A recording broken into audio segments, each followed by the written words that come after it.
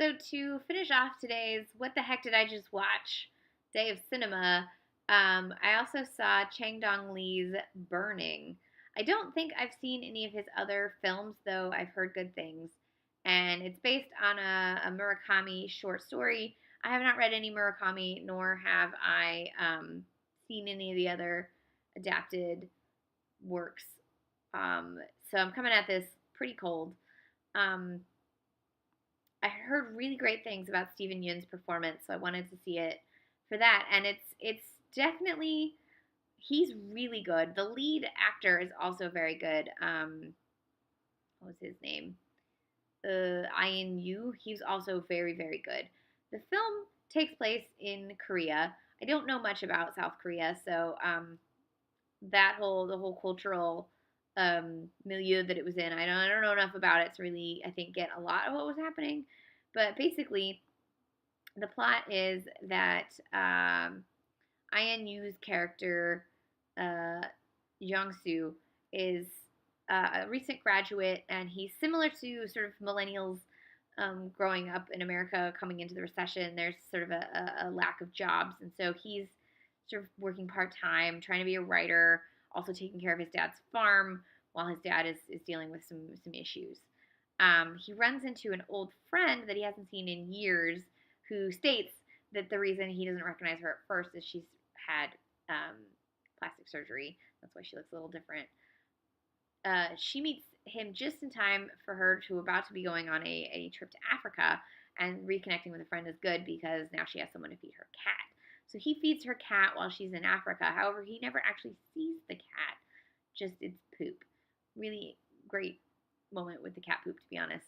Um, Realism. Then she comes back from Africa with a man that she met in the airport um, in Nairobi named Ben, played by Steven Yeun, who they've become friends with.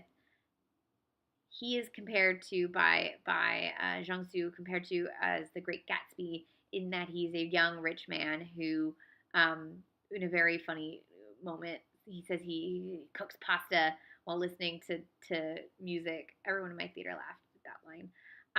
They don't know enough. They don't know enough about him. He's confused. He doesn't understand like why this person who's in such a different socioeconomic sphere would be hanging out with his friend Jaime because she's not the sharpest tool in the box and she's a little depressed and and Jungsu is starting to feel feelings for her but hasn't quite gotten there yet when this rival dude shows up but then it becomes less about them sort of being rivals for each other and more about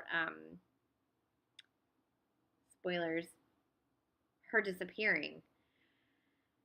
So this is when the film becomes sort of a mystery and a like, what did I just watch? So there's moments at the beginning of the film where he's snooping and he finds like women's jewelry and makeup, and then later he finds her jewelry in the bathroom, and so it's like when she's disappeared, clearly at some point she'd been there, but also her cat ends up there. But he finally sees the cat, so the cat's real, but is the cat real? Probably. There's a scene where he shows the makeup being put on a girl, and it's like, is he selling them for human trafficking? Is he making them look pretty and then murdering them? That's not clear. I have no idea. I had all these thoughts. It could be any one of these things. But he decides, this is spoilers, um, so earlier, okay, I'm making no sense. I'm sorry. Earlier, he was trying to explain something to the girl, and he uses a metaphor, and then she doesn't know what a metaphor is. And then later, they're like all smoking pot, and he's talking about how he likes to burn down greenhouses, but he said he burned a greenhouse down near the guy's house, but none of the greenhouses are burned down, and he later thinks that's a metaphor for murdering women.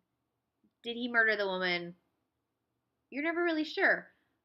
Does Jong-soo think he's murdered this woman 100%? And so then he also stabs him. And it ends with this like amazing stabbing that gets very sexual.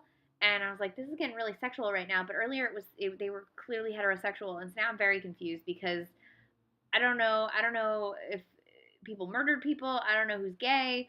I don't know anything. I'm there was a lot. I feel like I need to see it again. It's 2.5 hours, and I still feel like I didn't get enough information to understand. And it was based on a short story. How do you make a short story 2.5 hours? I'm very confused. I really liked the way it was shot, though.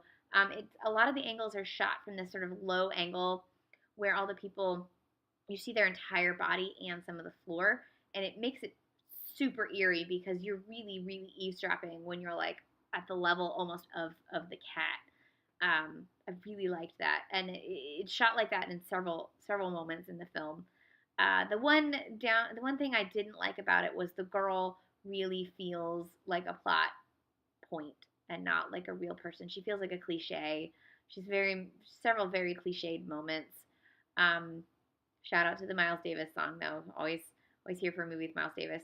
So I don't know that I liked the movie 100%, but it made me really sad, which I like. I like feeling sad. So when it ended, I was really sad.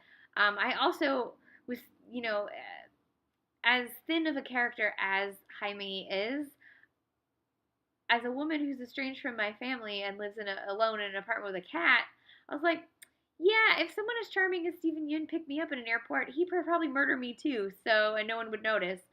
So that also made me paranoid because now I'm like, I'm gonna die. So I think this movie is successful in that it made me feel a lot of feelings, and I have no idea what any of it meant. And I have no idea if what I think happened is really what happened. And I don't know that it wants you to know what really happened. I think it wants you to be just as confused as all the characters are because life is a mystery and that's what it's about. And so you should just keep asking questions because you're never going to understand anything, anyways. That's the movie. You don't understand anything. But if you have rage issues, don't stab people and don't throw chairs at people. That's the other thing that I've learned. I have rage issues, so I try to keep that down. Um, the only thing that sees rage usually is my pillow, but sometimes people see it and then it's like, oh no. I've never murdered anyone though, I promise. I probably won't. This is a lot of movie, and I have so many thoughts, and I'm gonna keep thinking about it. And I think it would have been, I'd say, a masterpiece, but it would have been a much stronger film if it had had an actual nuanced female character instead of sort of a bunch of cliches um, that acted as a plot point for the two men. Steven Yeun is amazing, though. He is utterly beguiling in this movie, and I would let him murder me. So that's saying something. He's up there with like Mads Mikkelsen and Hannibal, where I'm like, yep, you know what? Serve my own foot to me. I'll eat it. That happens in Hannibal, the TV show. I would do it. I'd let him murder me. So that's a successful movie when you're. But the thing is, you don't actually know if he murdered these people or not. You just think that. So he could just be a charming playboy asshole and not a serial killer. I don't know. I don't know. And I also thought maybe he was selling them into like human trafficking, but I don't even know if that's what was happening. I have no idea. I have no idea. I just know that I enjoyed it, and it was very atmospheric. So this is Burning. I have so many questions. I have so many interpretations. I'd love to hear other people's interpretations. I'm going to put that there's spoilers in this because there's spoilers, and you should really not watch this video unless you've seen this movie. But if you're at this point and you've already watched this point and you didn't watch the movie, then I've spoiled it for you, and I'm sorry. This is Burning. It is one heck of a movie, although it could use a slightly more nuanced and complex female lead. Burning.